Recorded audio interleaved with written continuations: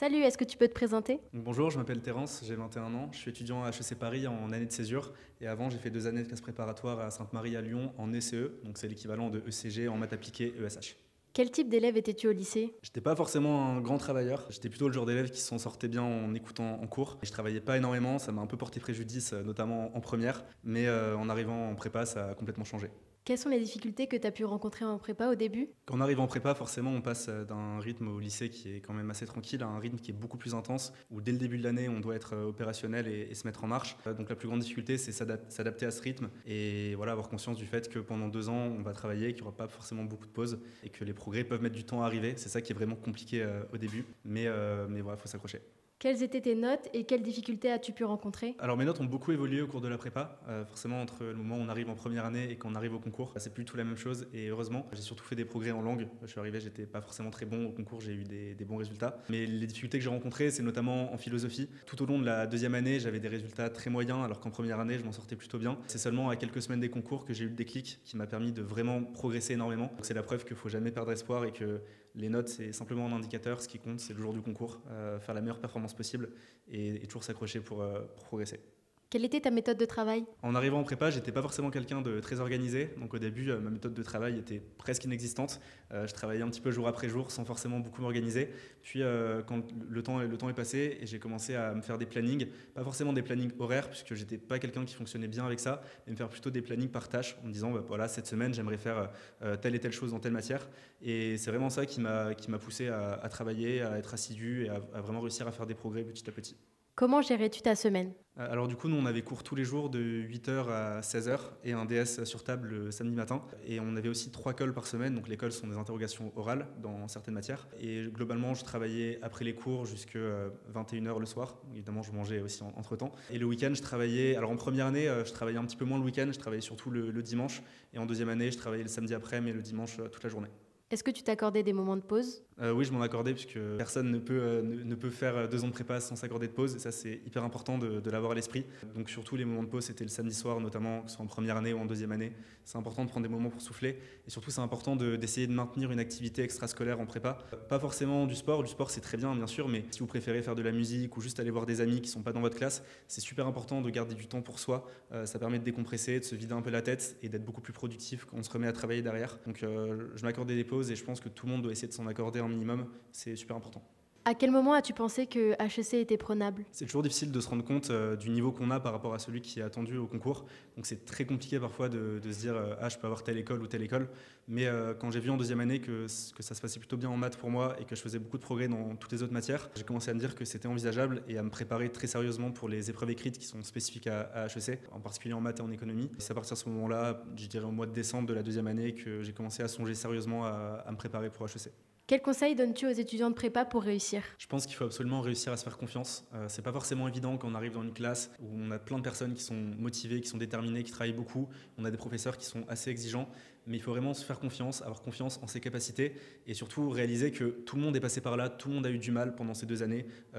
Tout le monde, tous les gens qui sont à HEC, à l'ESSEC, à l'ESCP aujourd'hui ont un moment douté d'eux-mêmes et de leurs capacités. Donc c'est quelque chose qui est normal, mais il faut prendre un peu de recul et se dire que quand on travaille pendant 2 ans, voire 3 ans pour passer des concours, quand on arrive le jour du concours, on est prêt mentalement et le jour du concours, voilà, on est capable de faire des très belles choses. Il ne faut jamais douter de ça, il faut toujours s'accrocher et jamais perdre espoir.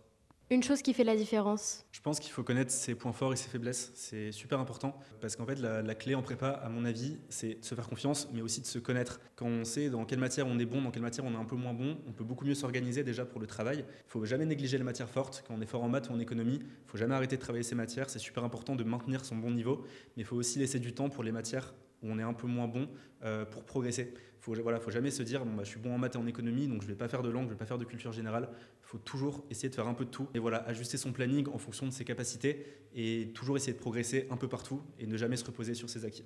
Une erreur à ne pas commettre pour toujours rester dans la course. Je pense que la plus grosse erreur et aussi la plus tentante, c'est de ne pas gérer son rythme. Il y a beaucoup de gens qui pensent qu'en prépa, pour s'en sortir, il faut travailler de 6h du matin à 1h, pas faire de pause, pas prendre de temps pour soi. Et je pense vraiment que c'est la seule erreur qui peut vraiment vous faire complètement rater vos 2 années de classe préparatoire. Il faut toujours s'écouter, écouter son corps, écouter son esprit. Et c'est normal parfois de plus être capable de travailler, d'avoir vraiment envie de faire une pause, d'avoir envie de dormir. Tout le monde passe par là. Et c'est super important de s'écouter parce que notre corps a des limites. On travaille énormément. Et il faut savoir prendre des pauses, prendre du recul, sortir un peu du monde de la prépa. Et c'est pas du tout un problème. Si un après-midi, vous travaillez pas parce que vous êtes fatigué, parce que vous en pouvez plus, c'est pas ça qui va vous faire rater le jour du concours. Par contre, si vous vous écoutez pas, que vous vous forcez à travailler, ça peut vraiment vous porter préjudice. Donc il n'y a aucun problème avec le fait de prendre des pauses, avec le fait d'avoir du mal à certains moments. Ça arrive à tout le monde, il faut surtout s'écouter. Et c'est comme ça qu'on peut tenir pendant ces 2 années. Dans les dernières semaines avant tes concours, comment est-ce que tu as géré tes révisions? Alors les cours s'arrêtent à peu près 3 semaines avant le début des concours. Donc on a 3 semaines pour travailler, se préparer et préparer les derniers détails. Avec des amis, nous on était partis s'isoler dans une maison pour travailler ensemble, travailler en petits groupes. Ça nous a vraiment aidé déjà à pas être tout seul pendant la révision, ça peut être dur pendant 3 semaines, et aussi à rester vraiment motivé. Je pense que ce qui est important, c'est de continuer bien sûr à bien travailler, à avoir un bon rythme, mais c'est aussi d'arriver en forme au concours, puisque le concours c'est le jour où il faut tout donner. Donc il ne faut pas arriver épuisé par les semaines de révision qui ont précédé. Donc il faut avoir un bon rythme de travail, mais qui reste assez souple.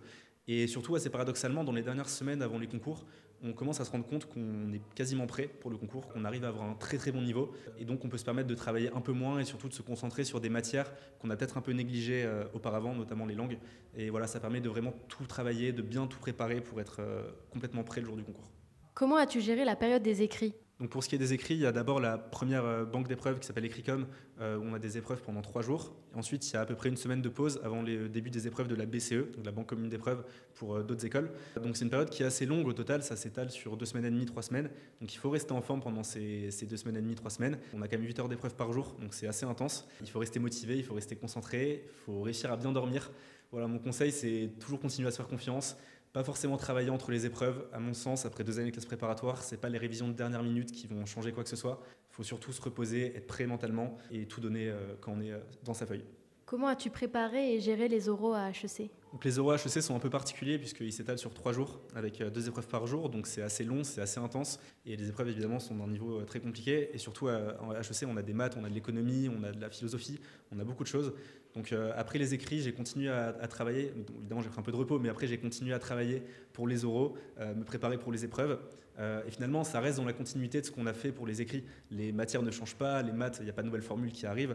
On reste dans la continuité des choses, mais simplement, il faut s'entraîner à l'oral le plus possible pour être à l'aise, notamment être à l'aise en langue, et ensuite arriver le jour des oraux devant le jury et tout donner devant eux.